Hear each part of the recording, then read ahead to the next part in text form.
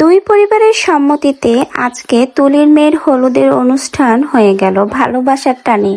1 বছর আগে তুলির বড় মেয়ে আনিকা পালিয়ে বিয়ে করেছিল। সেই সময় তাদেরকে নিয়ে চারপাশে অনেক রকমেরই সমালোচনা শোনা গিয়েছিল। তখন তারা ছিল অনেক তর্কে ও বিতর্কে। তো সকলের সেই কথা, সকলের অভিযোগ কানে না দিয়ে ভালোবাসার টানে দীর্ঘ 1 বছর পর তারা আবারও এক হয়ে গেছে। কিছু সময়ের সাথে সাথে তাদের সম্পর্ক এবং ভালোবাসা আরো বেশি ধীর হয়েছে।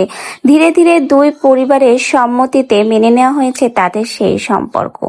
আর আজ সেই সম্পর্কের পরিণতি পেল হাসি এবং আনন্দের মাঝে সম্পন্ন হলো গায়ে হলুদের এই সুন্দর অনুষ্ঠান। মেয়ের জীবনের এমন একটা বিশেষ দিনে শান্তাতুলি কিন্তু খুবই খুশি। মায়ের চোখে ছিল আনন্দ, আবেগ, মেয়ের জন্য অফুরন্ত ভালোবাসা।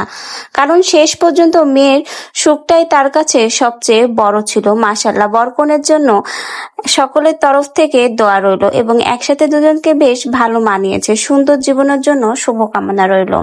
সকলেই কিন্তু শান্তাতুলির মেয়ের বিয়ে নিয়ে নেগেটিভ পজিটিভ দুই ধরনের কথাই বলছে। যেমন পজিটিভ মন্তব্য আসছে, ঠিক তেমন আসছে নেগেটিভ মন্তব্য। অনেকে বলছে কেন এত ছোট মেয়েকে বিয়ে দিতে হবে, তাহলে কি বাবা মায়ের পথেই হাঁটলো শান্তাতুলির বড় মেয়ে আনিকা?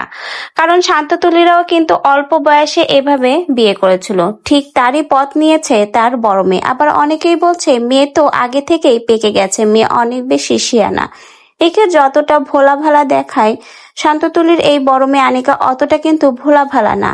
কারণ সে আগেই গোপনে সম্পর্ক করেছে এবং নিজেই বিয়ে করেছিল এবং একসাথে নাকি এই ছেলের সাথে দীর্ঘ 1 বছর সংসারও করেছে। তারপরে হাতে নাতে ধরা খাওয়ার পরে মান সম্মানের ভয়ে নাকি শান্তাতুলি এখন এই জাঁকজমকপূর্ণ ভাবে বিয়ের আয়োজন করছে। এত ছোট মেয়েকে এভাবে বিয়ে দেওয়া উচিত হচ্ছে না তাদের। এটা সম্পূর্ণ একটা বাল্য বিবাহ।